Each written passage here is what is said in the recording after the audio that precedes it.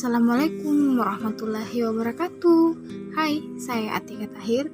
Kali ini saya dan dua orang kawan saya akan membahas tentang peranan pemerintah dalam pasar modal. Sebelum kita memasuki pada bagian arti dari uang, jika teman-teman pikir, uang dalam lintas pikiran Anda pasti sebagai media pertukaran. Nah, selanjutnya itu kita masuk pada peranan bank sentral di pasar keuangan. Bank sentral itu kan merupakan yang dibuat oleh pemerintah di sebuah negara yang bertugas itu sebagai otoriter moneter dalam menjalankan kebijakan moneter dan mengawasi serta mengatur institusi keuangan lainnya dalam sistem finansial. Nah, salah satu peranan bank sentral di dalam sistem stabilitas itu dalam sistem keuangannya itu di mana yang pertama, Bank Indonesia itu memiliki tugas untuk menjaga stabilitas moneter, antara lain itu melalui instrumen suku bunga dan operasi pasar terbuka. Terus selanjutnya itu di mana yang kedua, Bank Indonesia itu dapat mengakses informasi-informasi yang dinilai mengancam stabilitas keuangan dan masih banyak peranan-peranan lainnya.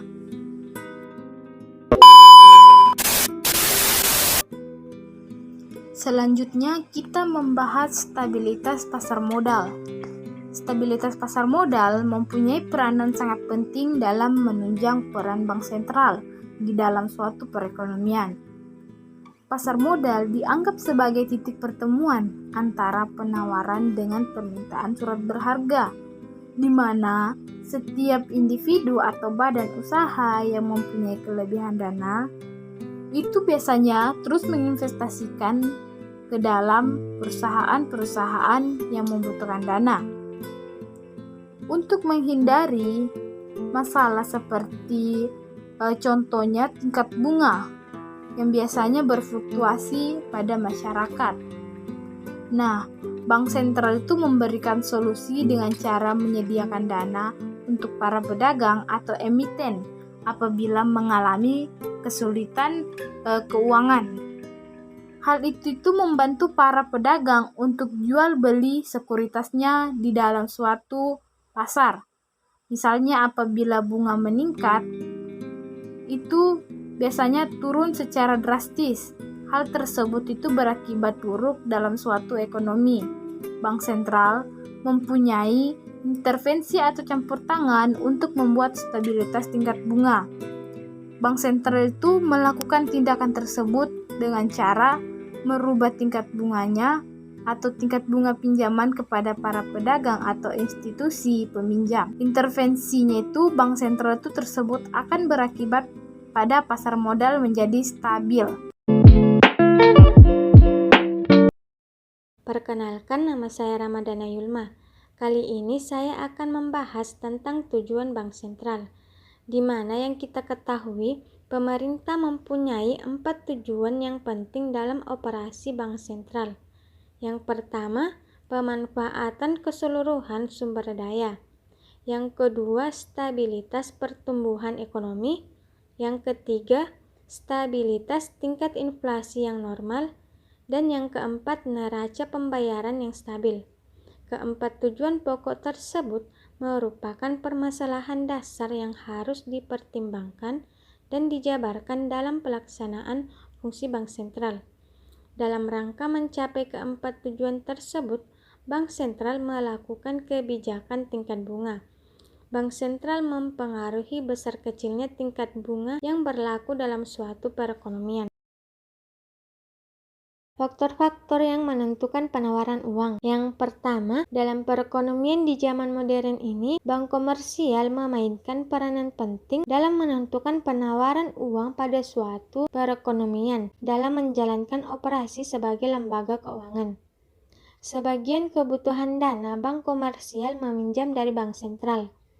Dana dengan bunga yang murah tersebut dialurkan kembali ke masyarakat sebagai pinjaman komersial. Apabila bank sentral memberikan potongan kepada bank komersial, maka mekanisme pasar keuangan akan mendorong bank komersial akan memberi potongan kepada nasabahnya pula. Hal ini akan mengakibatkan permintaan uang dari bank komersial juga akan naik. Dengan demikian, tingkat bunga pinjam yang diberikan kepada bank sentral kepada bank komersial seperti diuraikan di atas disebut bank rate. Yang kedua, selain hal tersebut di atas, bank sentral juga mempunyai instrumen lain yang dapat digunakan untuk mengatur jumlah uang yang ditawarkan melalui pinjaman akhir dan alat-alat kebijakan seperti moralization dan legal reserve. Bank sentral dapat secara aktif menyedot peredaran uang atau sebaliknya. Perkenalkan, nama saya Yusran. Baiklah, di sini saya akan membacakan materi yang terakhir, yaitu tentang tipe-tipe risiko dalam pasar keuangan. Yang pertama yaitu risiko pasar. Nah, yang dimana risiko pasar ini ketika harga sekuritas turun, konsekuensinya adalah capital loss atau kadang disebut dengan tingkat bunga. Yang kedua yaitu risiko kejahatan. Nah, risiko kejahatan ini kemungkinan peminjaman tidak akan menepati janji, baik sebagian atau seluruhnya. Yang ketiga yaitu risiko inflasi, yang dimana risiko inflasi ini bahwa ketika peningkatan harga barang atau jasa akan menurunkan nilai mata uang, akhirnya nilai hasil dari suatu sekuritas juga itu akan menurun. Yang keempat yaitu risiko mata uang, berupa seperti perubahan nilai mata uang dari suatu negara dibandingkan dengan mata uang negara lain, maka itu akan mengurangi tingkat hasil dari investasi asing. Yang terakhir yaitu seperti risiko politik. Seperti risiko politik ini bahwa perubahan peraturan pemerintah akan menurunkan hasil dari investasi dalam suatu ekonomi. Itulah tadi pembahasan materi mengenai Peranan pemerintah dalam pasar modal. sekian dari kami. Wassalamualaikum warahmatullahi wabarakatuh.